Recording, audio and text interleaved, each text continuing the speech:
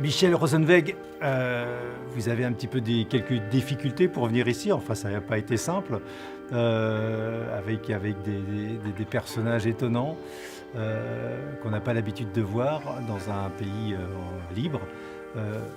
La première question, l'OMS parlait au tout début de l'épidémie d'un virus éternel. Étonnant, non ?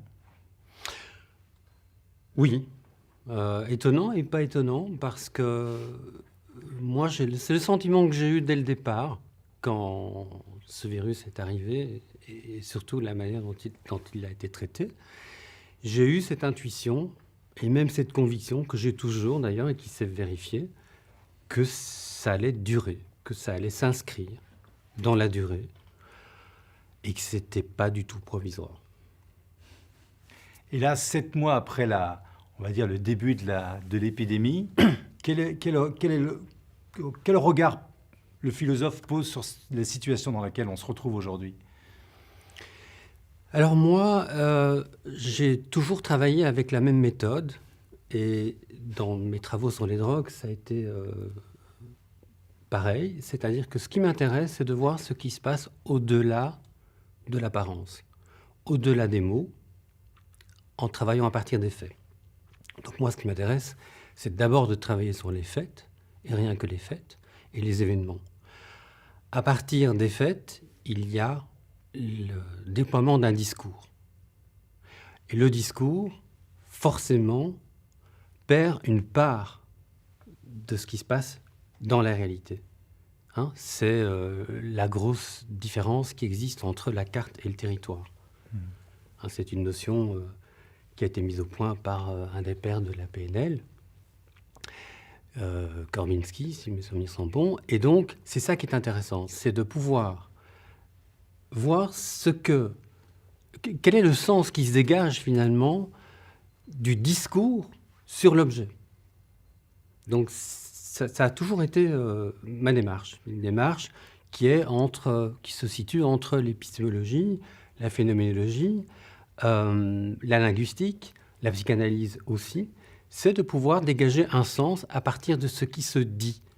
Et bien entendu, il y a toujours un écart énorme entre ce qui se dit, la représentation des faits et des événements, et la réalité elle-même. Mais c'est vrai dans tous les domaines. Et ici, avec le Covid, c'est encore plus vrai, je pense, que vraiment ce qu'on nous raconte à propos du Covid est très éloigné de la vérité quand on voit les chiffres, par exemple, qu'on nous assène tous les jours, les données chiffrées. On se rend bien compte qu'il y a un hiatus entre ces données chiffrées, qui sont d'ailleurs très souvent manipulées et détournées à des usages et à des fins politiques, et que ces chiffres ne correspondent pas à la réalité du terrain. Je pense qu'aujourd'hui, c'est tout à fait évident. On parle de cas, par exemple, mais de cas de quoi ? Il y a pratiquement plus de malades, il y a pratiquement plus de décès, et on continue à parler d'épidémie. Donc on voit bien qu'il y a un écart gigantesque entre le discours qui est déployé sur ce virus et la réalité. Et c'est ça qui m'intéresse. Donc on peut parler de manipulation. Quand il y a un tel décalage entre le discours et la réalité, est-ce qu'on peut parler de manipulation, de mensonge ? Moi, c'est ça qui m'intéresse, c'est de savoir est-ce que oui ou non c'est vrai, est-ce que... Oui, alors c'est toujours délicat de parler d'utiliser ces mots manipulation, parce que le mot manipulation a forcément toujours des connotations négatives, des connotations complotistes, conspirationnistes. Il n'en reste pas moins que oui, je pense qu'on peut parler de manipulation, mais pas nécessairement de manipulation consciente. C'est là où la psychanalyse est intéressante, dans la lecture de ce qui se passe. Je pense pour ma part qu'il y a une manipulation inconsciente, et que de la part de certaines personnes, il doit y avoir une part de manipulation consciente, mais cette manipulation, en fait, c'est ce que j'appelle de l'opportunisme politique. C'est-à-dire qu'on a une virose qui est arrivée, donc c'est indéniable, okay, il y a eu un virus, bon, d'accord. Maintenant, il y a ce qu'on en a fait. Et c'est là où l'opportunisme politique s'apparente à une manipulation pour arriver à finalement en faire autre chose qu'une épidémie. En faire quoi? Ce que souvent, ce que je ne cesse de répéter, c'est que je pense qu'il n'y a pas d'épidémie de cas, il y a une épidémie de tests, il y a une inflation du langage, il y a beaucoup d'imaginaire, il y a beaucoup de peur. Mais quand on regarde les réalités, je pense qu'il y a quand même pas mal de scientifiques et de médecins aujourd'hui qui osent le dire, notamment le professeur Toussaint, qui le dit de plus en plus, il n'y a plus d'épidémie. Or, nous continuons à traiter, on continue à traiter, les gouvernements continuent à traiter, le biopouvoir continue à traiter le Covid comme s'il y avait encore une épidémie. Pour un tas de raisons. La première raison, c'est qu'ils veulent se prémunir de la gestion désastreuse du mois d'avril. Mais le résultat, c'est qu'on est rentré, on a basculé dans une espèce de dystopie, pour employer quand même des mots adéquats, une dystopie orwellienne et huxleyenne. C'est que vous parliez de mon arrivée, j'ai pris le train à Bruxelles et qu'est-ce qui s'est passé? J'arrive, le quai est pratiquement désert, il n'y a plus personne qui prend le Thalys. Or, entre Bruxelles et Paris, c'est comme un RER, il y a 22 trains par jour, c'est un train toutes les demi-heures. Qu'est-ce qu'on voit avec les restrictions de mouvement? C'est qu'il n'y a plus personne qui prend le train et que quand on arrive sur le quai, on a des policiers en armes qui viennent vérifier si vous avez bien le masque et qui patrouillent dans le train. Alors que pour les attentats, il n'y avait aucune présence policière. Donc on voit bien qu'il y a quelque chose qui se passe et que ce Covid, oui, c'est un objet très singulier. Alors que l'épidémie n'est plus là. En ce qui me concerne, et je ne suis pas le seul à le penser, non, il n'y a plus d'épidémie. Il y a des cas, c'est-à-dire qu'il y a beaucoup de tests qui deviennent de plus en plus sensibles. Et l'hypersensibilité des tests révèle des fragments de virus, révèle des traces du passage du virus. Mais le test ne révèle pas des malades et des morts. Et donc c'est là où on voit qu'il y a une manipulation, effectivement, dans le discours qui se déploie sur un objet biologique. Dans la Nouvelle Atlantide, on parle d'une drogue pour rendre heureuse l'humanité et la rendre plus docile. Est-ce qu'on peut faire des... Alors moi, j'ai pas vu ça dans la Nouvelle Atlantide, j'ai vu ça dans le Brave New World, le bouquin d'Huxley, le meilleur des mondes. Lui, il parle du soma. Du soma, ouais. Et donc, oui, mais enfin bon, moi je vois pas du tout le Covid comme une drogue. Je le vois comme un objet et comme un instrument qui permet un contrôle social. Dans quel but? Je sais pas. Franchement, je sais pas. Moi, je me garde d'aller dans le champ des spéculations. Yes, bien sûr. Je regarde ce qui se passe et j'essaie de comprendre ce qui se passe et j'essaie de dégager un sens. Alors, quel est le sens que vous dégagez? Et qu'est-ce que vous avez compris de la situation? Alors, en grande ligne. J'ai pas compris grand-chose. Franchement, j'ai pas... Encore une fois, je ne suis pas le seul. Quand j'entends le professeur Raoult parler, lui aussi, il ne comprend pas grand-chose. Quand il dit « je ne comprends rien au symbolique », il n'a pas tort. Parce que ce qui s'est passé avec l'hydroxychloroquine, et comme il dit, c'est une bouffée délirante, mais c'est vraiment une bouffée collective délirante. Moi, quand cette histoire... Parler de ça, c'est important. Quand cette histoire est arrivée, j'ai écrit 2 ou 3 articles là-dessus, parce qu'il se fait que j'ai beaucoup de compétences et beaucoup de connaissances en biologie moléculaire, et surtout au niveau de la notion de toxicité est quelque chose de quand même très, très, très, très précis. Et quand j'ai vu qu'on interdisait du jour au lendemain une molécule dont la toxicité était extrêmement mince, extrêmement faible, à des motifs quand même extrêmement suspects, je me suis dit, il s'est passé quelque chose. Alors, est-ce que c'est une bouffée délirante collective? Et c'est quelque chose de prémédité? Je n'en sais absolument rien, mais c'est vrai que ça s'est produit au niveau quasi mondial. C'est parti de la France, mais c'est parti dans tous les sens. Et donc, moi, je ne comprends pas grand-chose à ce qui se passe. En revanche, je vois ce qui se passe. Et ce que je vois, c'est qu'on a vraiment basculé avec cette épidémie qui a eu lieu. On a quand même basculé dans ce que j'ai appelé ce qu'on appelle une dystopie, c'est-à-dire dans une gouvernance dont le premier objet, la priorité, n'est pas, selon moi, sanitaire, mais politique. Quand on voit ce qui se passe, je vais donner l'exemple du Thalys que j'ai pris ce matin, on est dans un contrôle politique. C'est plus un contrôle sanitaire parce qu'aujourd'hui, il n'y a plus d'épidémie. Donc pourquoi est-ce qu'on impose aux gens de porter le masque à l'extérieur alors qu'on sait très bien qu'il n'y a aucun scientifique qui aurait l'audace de dire que ça sert à quelque chose? On sait très bien que ça ne sert à rien à l'extérieur. Pourquoi on nous impose toutes ces mesures sanitaires s'il n'y a plus de maladies, s'il n'y a plus d'épidémie? Donc la seule réponse que moi j'arrive à fournir, c'est que dans les faits, ça débouche sur un contrôle social de masse. Un médecin ministre qui interdit un traitement qui marche et qui, dans le même temps, remet en circulation un traitement qui est censé abréger la vie, ça veut dire quoi? Écoutez, ça a été un événement c'est quand même un médecin, quoi. Dramatique. Et j'ai aussi, quand ça s'est produit, j'ai produit quelques textes là-dessus. Moi, ça m'a frappé, mais au-delà du choc, ça m'a bouleversé parce que, oui, dans les faits, on a interdit un traitement qui semblait marcher à l'IHU de Marseille. Et même si ça n'est que 4000 personnes, c'est quand même 4000 personnes. Et d'un autre côté, on a incité les médecins à prescrire du Rivotril, ce qui est quand même une manière d'accélérer le processus de la fin de la vie.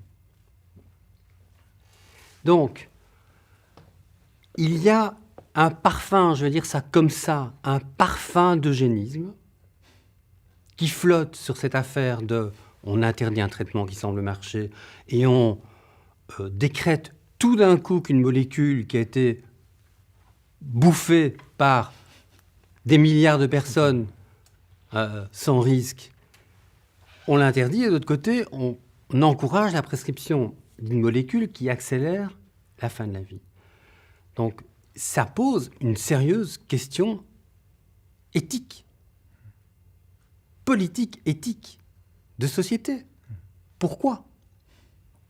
Moi, je n'ai pas de réponse.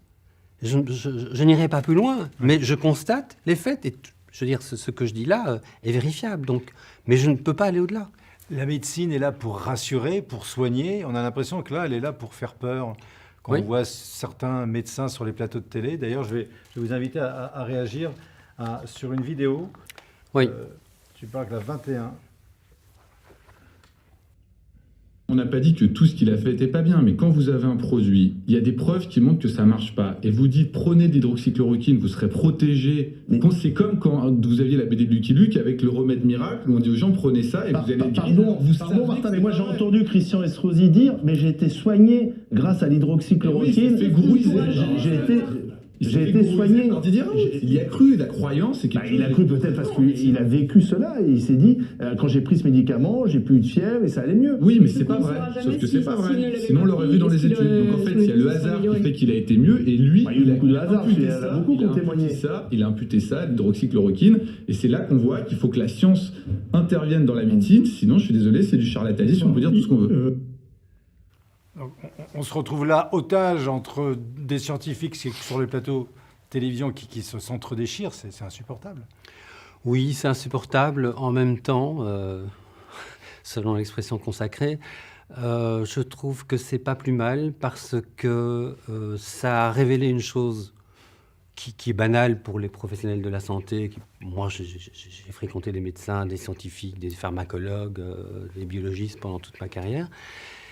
Et je peux vous dire que je connais ça. Moi-même, j'ai vécu des échanges pareils à propos des drogues, notamment à propos de la notion de toxicité. Donc, c'est une vieille histoire. Donc, c'est pas plus mal que le grand public ait découvert que, oui, les scientifiques et les médecins ne sont pas des robots, ne sont pas des papes, ne sont pas des saints, ne sont pas des machines, et que ce sont des êtres humains qui ont aussi des pulsions d'ordre divers, qui ont aussi un inconscient, qui ont aussi beaucoup d'ego, parce que c'est beaucoup de batailles d'ego.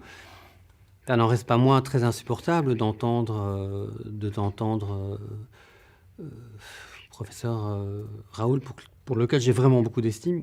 Être traité de Pas parce qu'il est hyper connu, mais j'ai vraiment beaucoup d'estime pour l'homme qu'il est, et pour l'homme de science, parce qu'il a eu le mérite de traiter. Alors, on ne saura jamais, on ne saura jamais Pourquoi non, on ne saura jamais, je pense, pourquoi l'hydroxychloroquine est devenue une drogue dangereuse. Le temps fera, je pense, la vérité sur cette affaire. Peut-être, mais il y a une question qui continue vraiment à me préoccuper, à me tarauder, c'est pourquoi on ne veut pas aller voir ce qui se passe à Marseille. Parce qu'en fait, c'est ça qui se passe. Encore aujourd'hui, je l'entendais hier chez Darius Rojma, il n'y a personne qui vient voir ce qui se passe. Donc en fait, c'est comme s'il y a une cécité, il y a un regard mutilé sur l'IHU de Marseille. Alors, ils sont tous disposés à faire du Raoul bashing, mais il n'y a personne qui est vraiment disposé à aller voir ce qui se passe, à aller voir comment ils travaillent, à aller vraiment lire leurs publications, alors que tout est public. Hein, la question des tests, par exemple, est quand même c'est ce qu'il a révélé avec cette histoire des tests. C'est quand même extraordinaire d'apprendre que ce type, à Marseille, a pu organiser plus de 60 000 tests avec un résultat qui tombe dans les 8 heures. Et personne ne comprend pourquoi. Mais personne ne veut venir voir comment il travaille. Ce n'est pas la visite de Macron pendant 2 heures. Non, mais les tests étaient disponibles, on pouvait les faire. Il y avait même les vétérinaires qui avaient déjà mis... donc, il y avait une possibilité de tester. Voilà. Donc, il y a un gars qui travaille, qui teste, qui dépiste, qui isole, et dont on ne cesse de démolir la réputation. Allons voir ce qui se passe. Donc là, j'y vois aussi une volonté qui est peut-être pas consciente, mais une volonté de ne pas voir. Et est-ce qu'il y a une volonté, vous dites consciente ou pas consciente, de la part de la presse d'une façon générale, parce qu'effectivement, le professeur Raoult a été la cible des médias. Vous, quel regard portez-vous sur dans la façon dont l'information depuis 6 mois est rapportée dans la... Ça, je veux dire, ça rentre dans le cadre général du rôle de la presse, que ce soit en Belgique ou en France, pour moi, que ce soit le Covid, que ce soit la question de l'insécurité, que ce soit... Pour moi, c'est le même traitement. Ça fait partie de ce que j'appelle la médiacratie. C'est pas spécifique au sujet de l'épidémie, au sujet du Covid. C'est la manière de traiter... Il n'y a eu qu'une seule information pendant 8 mois quand même. Il n'y a toujours qu'une seule information dans le monde. Il n'y a qu'une seule source d'information. On n'en parle pas souvent de ça. Une seule source d'information mondiale. Une seule. Oui. Qui explique la situation dans laquelle, c'est-à-dire qu'on est tous en otage d'une même information qui est distillée depuis quasiment 8 mois. Vous parlez de l'OMS ? Non, celle de l'AFP. L'AFP, oui, en France, bien sûr, oui, mais encore une fois... C'est une agence mondiale. Oui, mais encore une fois, c'est vrai pour un sujet que je connais bien, le conflit israélo-palestinien. Je veux dire, moi-même, j'ai travaillé beaucoup je travaille encore sur cette question, le traitement de l'AFP en ce qui concerne le conflit israélo-palestinien. On le sait depuis longtemps. C'est une officine de propagande, c'est pas ce qu'on appelle une agence de presse. Donc pour moi, c'est pour ça que je vous dis, le traitement est le même. C'est toujours la même mécanique. La manière dont l'AFP traite tel ou tel sujet, c'est toujours une officine de propagande de l'État. Je suis désolé d'utiliser des signifiants qui peuvent paraître un peu radicaux au niveau politique, mais je le pense profondément. Je pense qu'on n'est plus... Mais vous le savez très bien, on n'est pas dans une société où on a droit à une information... une véritable information. On est en gros dans de la propagande. Et on l'a bien vu avec Blacher, c'est de la propagande. La démocratie est malade ? Moi, je pense que la démocratie est en... Sursis ? Non, je pense qu'elle est en semi-coma. Alors là aussi, je ne dis pas que... Alors, je me prends le chou très souvent avec des gens qui viennent me dire « Oui, c'est comme la période pré-nazie ». Non. Ça n'a rien à voir, j'ai écrit un article là-dessus. On n'est pas dans... Il n'y a pas à comparer ce qui se passe maintenant avec le stalinisme, avec le nazisme, avec le maoïsme. On n'est pas là-dedans du tout. Néanmoins, on est quand même dans une confiscation du processus démocratique. Parce que toutes les mesures qui ont été prises en France comme en Belgique ne sont pas passées par la case discussion démocratique. C'est-à-dire qu'on a court-circuité le relais des corps constitués, des corps intermédiaires, du Parlement, des associations. On a demandé l'avis à personne au nom de l'impératif sanitaire, au nom de ce que moi j'appelle une dictature sanitaire, on a édicté des règles sanitaires obligatoires pour toute une population sans passer par le débat démocratique. Donc, à cet égard-là, oui, je pense qu'il y a eu une confiscation du processus démocratique. Et je pense que tous les parlements, toutes les chambres constituées sont en semi-coma. Ouais. Elles dorment. Et elles se laissent. Elles ont aussi donné leur assentiment à ce court-circuitage. Et c'est ça qui est grave. C'est qu'on ne les entend plus. Il y a 200 000 médecins généralistes, on n'en entend pas beaucoup, on en entend quelques-uns. Mais il y a une telle pression également du Conseil de l'Ordre oui. Qui explique aussi que les médecins n'ont pas envie de perdre leur travail, parce que s'ils ne rentrent pas dans le rang, ils sont tout simplement, notamment par rapport au traitement du docteur Raoult. Oui. Comment expliquez-vous quand même qu'il y ait un silence aussi criant ? Là, on est dans un débat entre la vie et la mort. Enfin, si toutefois il y avait... là, on n'y est plus, justement. Non, on n'y est plus, on n'est plus du tout je parle d'avant, je parle de quand il y avait un traitement disponible et qu'on a retiré aux médecins et que les médecins ne se sont pas opposés à cette... On ne les a pas entendus, en fait, réagir par rapport à cette... c'est ça qui m'intrigue le plus, c'est qu'ils sont 200 000 médecins et on en a entendu 2 ou 3 réagir. Ça m'engage à aller dans un débat qui est vraiment central, qui est très intéressant, c'est la question de l'ordre médical. Ah oui. J'ai beaucoup travaillé sur cette question par rapport aux drogues. Il faut savoir, mais les gens ne savent pas, mais pourquoi ça s'appelle d'ailleurs l'ordre des médecins ? L'ordre des médecins fonctionne comme un ordre religieux. C'est une confrérie. C'est une association, c'est une collectivité qui fonctionne comme toutes les sociétés un peu secrètes, je dis un peu secrètes, selon les mêmes règles. L'ordre des médecins est une société extrêmement rigide et qui tient à ses règles, qui tient à ses prérogatives et contre lequel il y a peu de recours. Et donc, les médecins, la plupart des médecins, doivent être conformes à l'ordre des médecins. D'ailleurs, regardez ce qui se passe avec Raoult. Il y a une plainte déposée contre lui à l'ordre des médecins.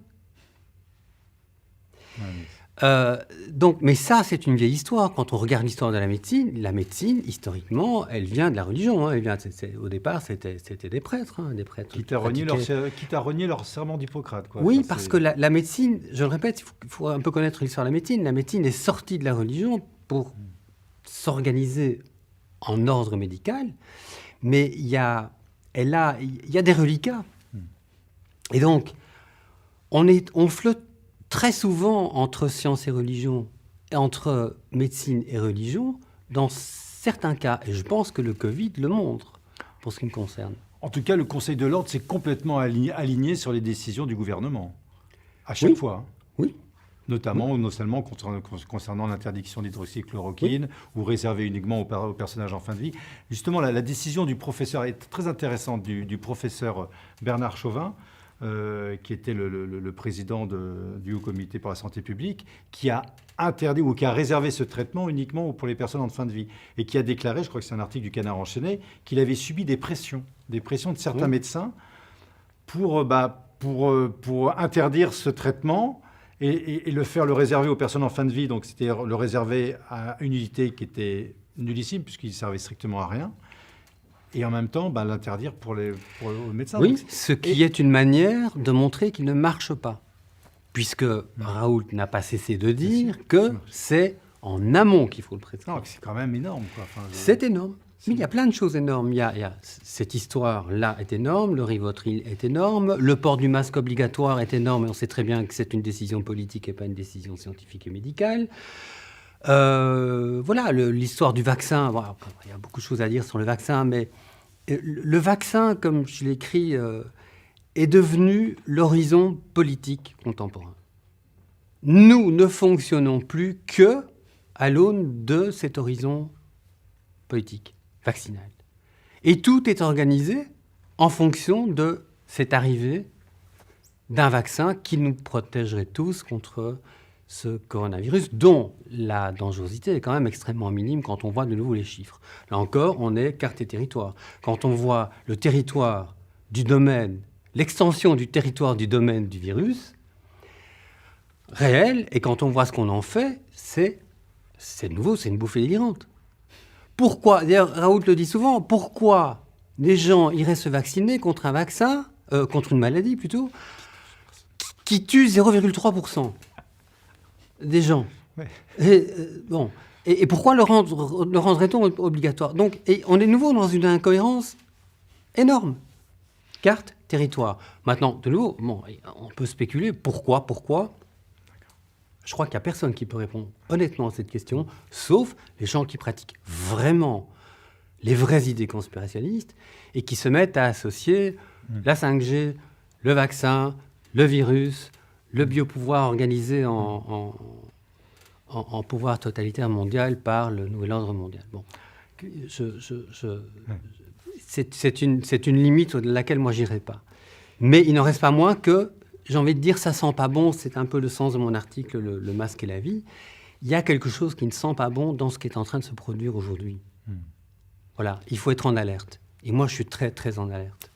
Qu'est-ce que la situation vous a appris sur, peut-être sur vous, sur le métier que vous faites?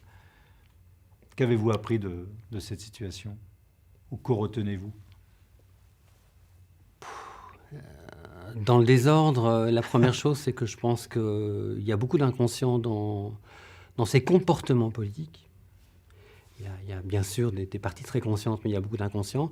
Et la première chose qui m'a frappé, c'est que, au fond, c'est pas tant l'histoire de la toxicité du virus,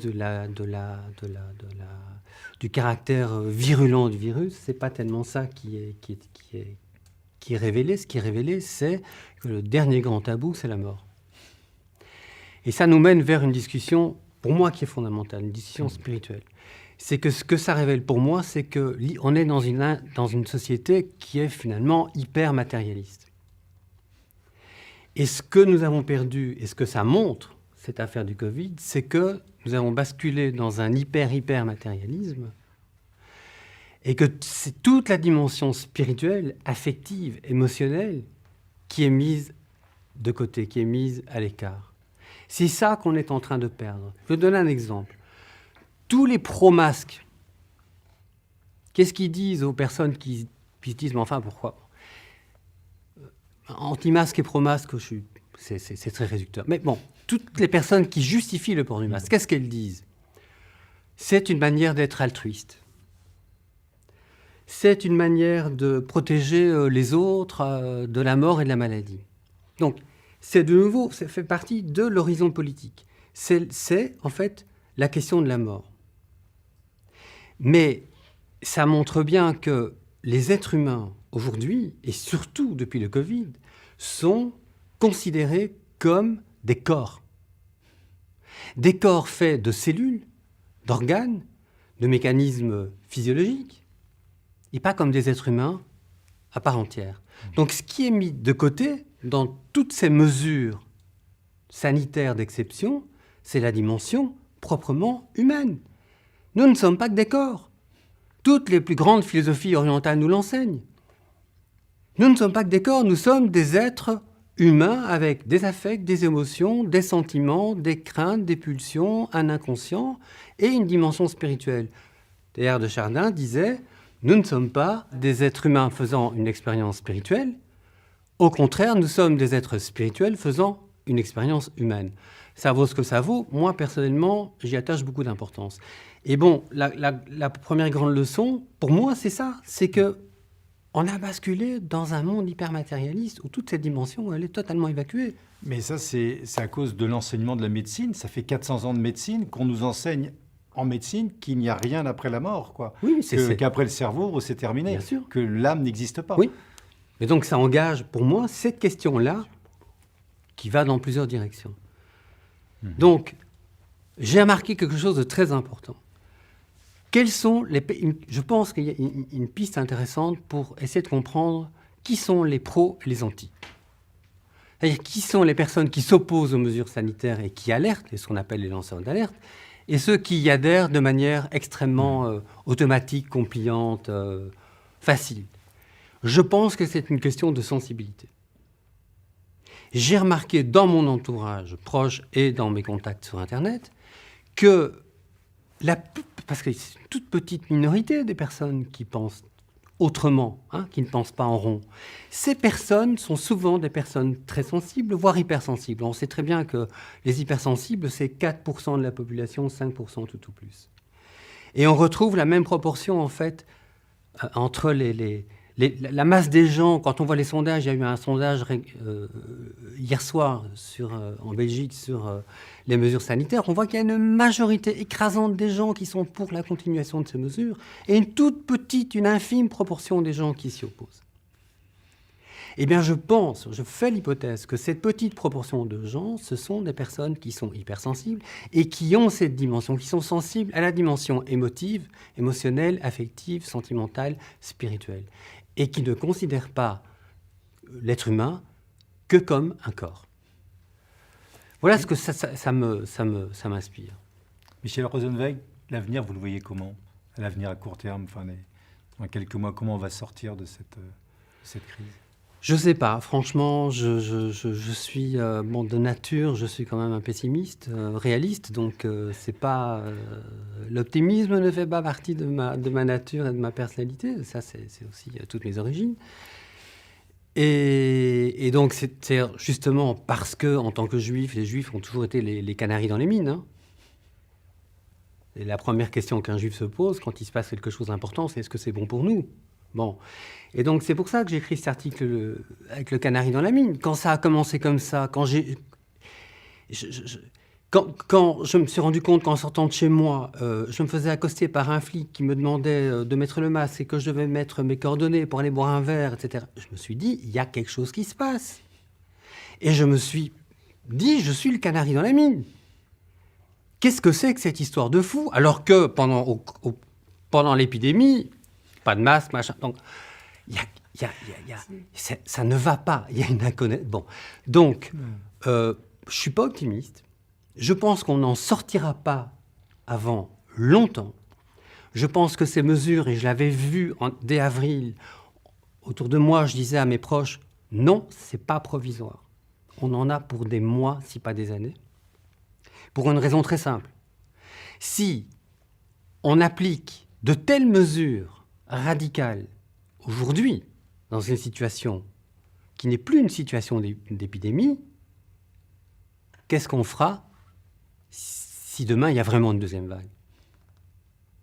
C'est logique comme raisonnement. Donc vous dites, mais si aujourd'hui on a basculé dans cette espèce de dystopie de contrôle policier, on ne peut plus rien faire.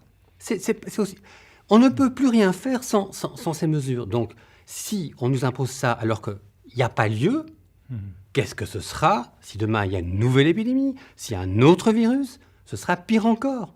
Donc ceci me fait penser qu'en fait, on ne va pas en sortir. Et que l'opportunisme politique utilise la peur pour gouverner parce que ça arrange très bien les pouvoirs en place. Juste 2 exemples, ça arrange très bien le pouvoir belge et ça arrange très bien le pouvoir français. Vous, les Français, vous ne connaissez pas la Belgique parce que c'est votre plus proche voisin, mais tout le monde s'en fout, ce que je comprends. Moi aussi, quelque part, je me sens plus français que belge. Mais il faut savoir qu'en Belgique, nous n'avons plus de gouvernement depuis les dernières élections du mois de mai. Nous avons un gouvernement en affaires courantes qui a été investi de pouvoirs spéciaux. Donc, qui est un gouvernement qui n'est pas légitime, qui n'est pas élu, mais qui, grâce à la crise du Covid, s'autorise une gouvernance d'exception qu'il peut prolonger de période en période. Donc, on voit bien là comment le Covid est utilisé politiquement pour sortir d'une impasse. En Belgique, c'est une impasse constitutionnelle. Nous sommes dans une impasse constitutionnelle. La Belgique, elle est évaporée depuis longtemps et personne ne sait quoi en faire. Bon. Donc là, on voit comment le virus est utilisé pour sortir de cette impasse et pour que ceux qui nous gouvernent puissent continuer à gouverner de manière peu démocratique. Et en France, vous le savez mieux que moi, ça, c'est aussi quelque part une aubaine pour le pouvoir, parce que ça escamote tout le reste. On ne parle que de ça. On ne parle quasi que de ça. Non, il faudrait un vrai signe noir. Hein. Je fais référence au bouquin de Nassim Taleb, qui a écrit il y a 10 ans Le signe noir, et qui décrit cet événement inattendu, qui est de nature à tout bouleverser. Au départ, moi, je pensais que le Covid était un signe noir. Et je pensais que ça allait dans le bon sens. Parce que ça remettait à plat toute une série de choses importantes. La décroissance, pourquoi pas? Intéressant. Consommer moins pour vivre mieux, pourquoi pas? Donc, je me suis dit, OK. Et puis, rapidement, je me suis rendu compte que non, que ce serait pire après. Et l'avenir m'a malheureusement donné raison. Et donc, je pense qu'il faudra un vrai signe noir pour qu'il y ait une prise de conscience collective. Mais vraiment, un vrai choc. Parce que le Covid a été un choc. Il faudra un deuxième choc, beaucoup plus grave, pour que les gens se réveillent et prennent conscience qu'il y a quelque chose qui se passe. Et qu'on ne vivra plus jamais comme avant.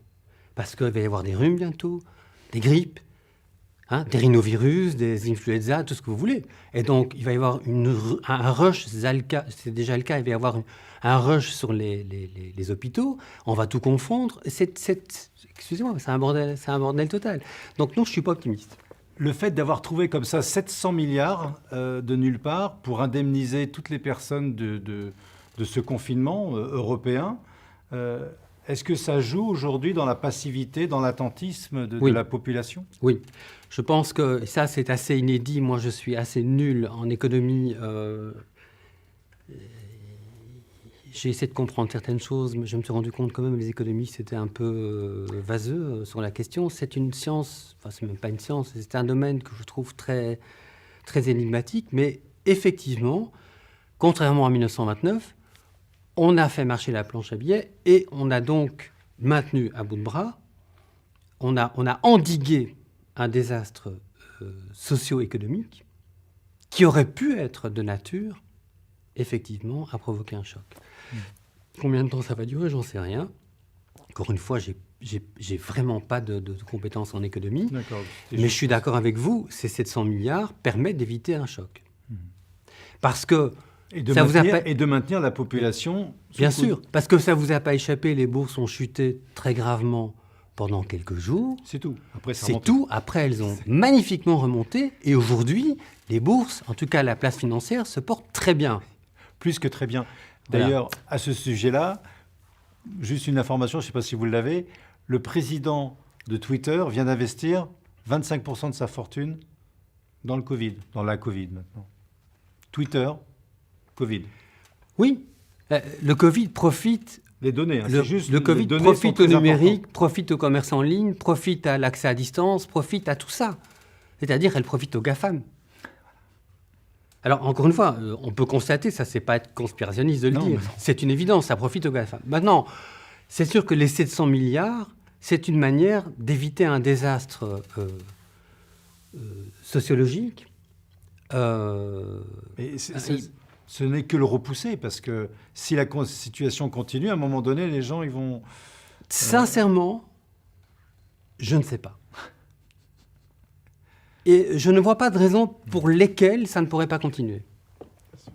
La planche à billets, ça marche. Voilà, mes compétences en économie, je répète, elles s'arrêtent là. Mais je veux dire, tant qu'on imprimera des milliards de monnaie virtuelle, parce que ça aussi, c'est une question, c'est que l'argent liquide est en train de disparaître. Et on voit bien que là, il y a une corrélation entre le Covid et la disparition de l'argent liquide, puisque... on encourage tous les commerces en ligne, mais aussi les paiements sans intervention du manuportage. Moi-même, j'ai une carte, je peux payer sans mettre mon code. Bon. Il y a des grands milliardaires qui investissent à fond actuellement dans la crypto-monnaie. Absolument. Donc voilà, tout ça, ce sont des éléments qui alimentent des hypothèses, mais ce ne sont que des hypothèses. Et je pense qu'effectivement, l'avenir nous montrera si ces hypothèses ont une validité ou une cohérence qui se vérifie dans les faits. Mais je ne suis pas très optimiste. Et surtout pour la dimension humaine. Parce que, enfin, le coup des enfants masqués à l'école... La police qui est devant les écoles pour vérifier si... etc., etc. Voilà. Mais de nouveau, qui est sensible à ça? Mais peu de gens. Malheureusement, peu de gens. Moi, je suis terrifié. Moi, je ne suis pas terrifié, mais si. je suis révolté. Ah oui, mais c'est terrifié. Voilà. Michel, quel est le message un petit peu, ou la teneur de vos propos que vous souhaiteriez donner à travers ce film, à travers ces quelques minutes qu'on essaye de faire pour avoir un autre regard sur cette réalité qui nous échappe? Je pense que j'ai même pas, j'allais dire la crise, mais j'ai même pas envie d'utiliser ce terme parce que la crisis en grec, en philosophie, c'est un phénomène qui produit du changement. Donc c'est même pas ça. Mais cet événement du Covid je le pensais au début, je continue à le penser. Ça reste une opportunité de prise de conscience majeure sur des domaines, des choses, des registres de pensée, d'existence très importants. C'est notre place en tant qu'être humain, non seulement sur cette planète, mais dans l'univers. C'est la question de la conscience. Quand je parle de la conscience, c'est vraiment dans un sens très élevé. C'est la question de la santé. Je pense qu'on est en train d'être gouverné par la peur au nom et au motif de la bonne santé, alors que personnellement, moi, j'y vois pas. Je vois pas où est la bonne santé dans l'histoire, parce qu'on est en train de nous rendre malades. Et donc, c'est ça ma préoccupation majeure dans tous mes textes, parce que j'écris beaucoup, mais regardez ce qui se passe. Il est parfaitement vain de partir dans des hypothèses imaginaires, conspirationnistes, tout ce que vous voulez. C'est pas ça. Ce qui est important, c'est de regarder comment dans notre vie quotidienne, ce régime sanitaire d'exception agit. Et c'est ça, moi, pas qui m'effraie, mais qui réveille ma nature rebelle et qui me révolte. C'est que je suis révolté contre la masse des gens qui considèrent que porter un masque, ce n'est rien d'autre, qui n'y voient qu'un bout de tissu. Ça n'est pas qu'un bout de tissu. Tous ces gens qui nous disent « Mais enfin, où est le problème ? Qu'on ne puisse plus sortir dans la rue sans ce masque, qu'on ne puisse plus aller dans un restaurant sans ce masque, qu'on ne puisse plus rentrer dans un endroit public sans mettre un masque, et alors on s'assied, on est autorisé à ne pas le mettre. Bon, toutes les incohérences. Mais je vais aller plus loin. Toutes ces mesures sont en train de nous pourrir la vie. Moi, c'est ce que je sens, à tous les niveaux de la vie quotidienne. Et donc, ce qui me stupéfie, c'est cette majorité des gens qui ne le voient pas. Il y a une cécité collective sur les incidences et les répercussions existentielles, pas que politiques, existentielles. C'est la vie de tous les jours. Il y a des choses qu'on ne pourra plus faire. Moi, je n'ai pas mis les pieds au cinéma depuis le mois de janvier. Je n'irai plus au cinéma parce que je n'irai pas voir un film masqué, parce que je suis un grand cinéphile et c'est hors de question. Mais c'est vrai pour tout le reste, c'est vrai pour les concerts, c'est vrai pour le théâtre, c'est vrai pour les musées. Vous ne pouvez plus rentrer dans un musée sans un masque. Vous ne pouvez plus faire un pas sans être sous contrôle policier. Donc, c'est ça qui m'importe, c'est de pouvoir montrer aux gens qui ne veulent pas le voir ou qui n'arrivent pas à le voir, pour des tas de raisons, individuelle, personnelle, collective, whatever. Et c'est ça qui me tracasse, c'est que quand on voit les sondages, et c'est pour ça que je suis très pessimiste, je ne vois pas comment on en sortira, puisqu'il y a une majorité écrasante qui donne son assentiment à toutes ces mesures et qui ne perçoivent pas que leur vie quotidienne a changé et qu'elle n'a pas changé vers un bien. Ne plus pouvoir respirer librement alors qu'on n'est plus en épidémie, c'est quand même un truc de fou. Et je vous le confirme, je suis allé, je le dis parce que ça m'a tellement choqué, je suis allé me balader en forêt dimanche, j'ai rencontré des gens qui avaient des masques. Mais oui, mais j'en vois aussi en bagnole qui ont des masques. Et vous verrez, je vais juste continuer, vous verrez, je ne veux pas être un prophète de mauvais augure, mais vous verrez que ça va être crescendo et qu'après, ce sera en voiture. Moi-même, j'ai une collègue infirmière, qui s'est fait verbaliser parce qu'elle n'avait pas le masque en voiture, alors que c'est pas du tout obligatoire en voiture. Elle s'est fait arrêter par 2 motards à Bruxelles parce qu'elle n'avait pas le masque en voiture. C'est une plaisanterie. C'est pas une plaisanterie. Elle s'est fait verbaliser pour ce motif. Mais non. Oui. Donc, après, ce sera... Bon, je vais aller plus loin. Hein, après, ce sera comme dans Orwell. Ce sera les caméras à l'intérieur pour voir si vous avez le masque ou pas. Bon. Donc, on est... Mais oui, mais c'est... Alors, mais ça, il faut le dire quand même. Bon, je ne l'invente pas.